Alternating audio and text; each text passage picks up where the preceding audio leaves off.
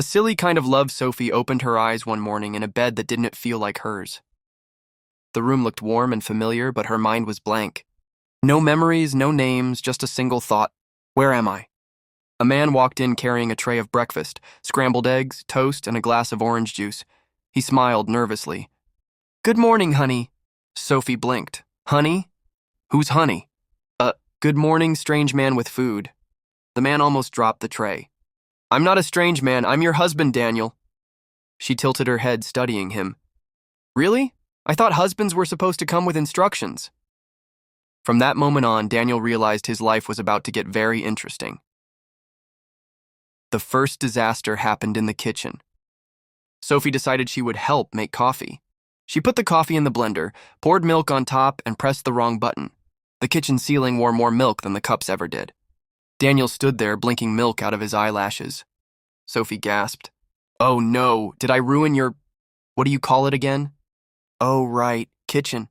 He sighed, but then he laughed. "At least the ceiling likes milkshakes." The second disaster came when Sophie tried to tidy up.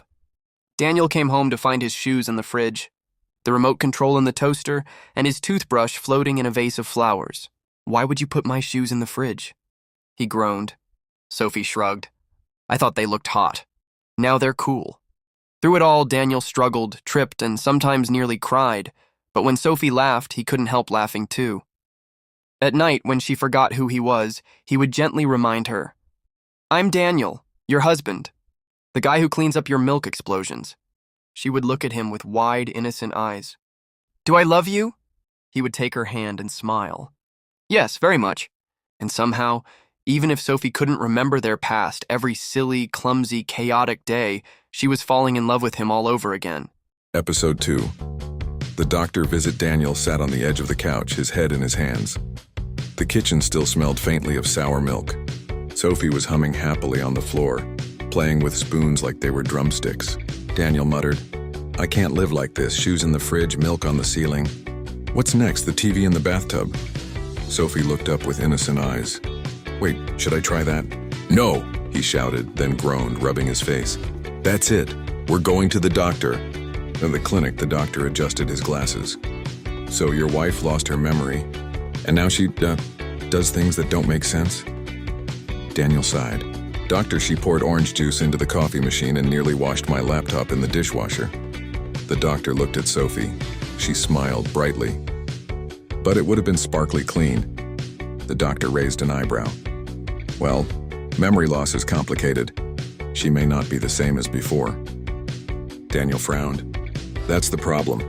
Before, we fought all the time. We were close to divorce." He glanced at Sophie, who was now sticking tongue depressors to her cheeks like mustaches. She giggled. "Look, Danny, I'm a walrus." Something in Daniel's heart softened.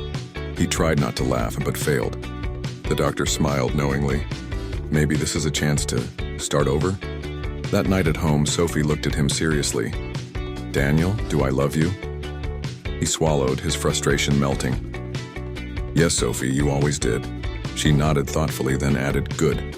Because even if I don't remember, I think I'm starting to love you all over again." Daniel's eyes watered a little. He whispered, "Me too." And like, share, subscribe, and follow for the next episode. Episode 3, The Grocery Store. Disaster. Daniel thought a quick trip to the grocery store would be simple. He was wrong. As soon as they walked in, Sophie gasped.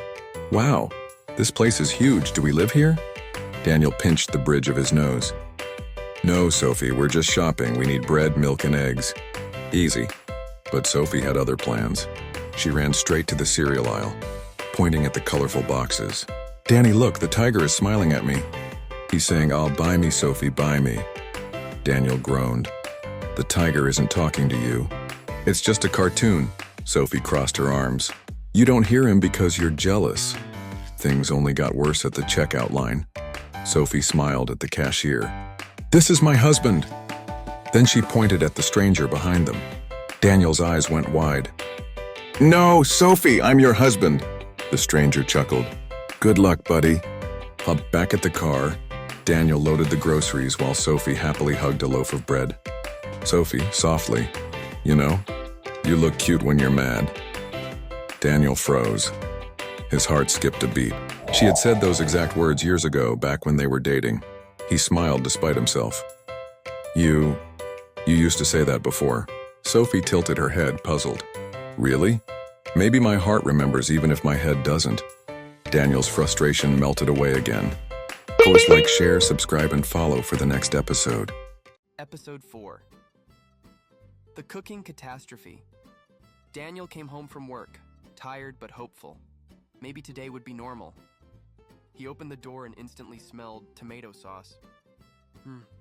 Maybe Sophie cooked, he muttered, smiling a little. Then he walked into the laundry room.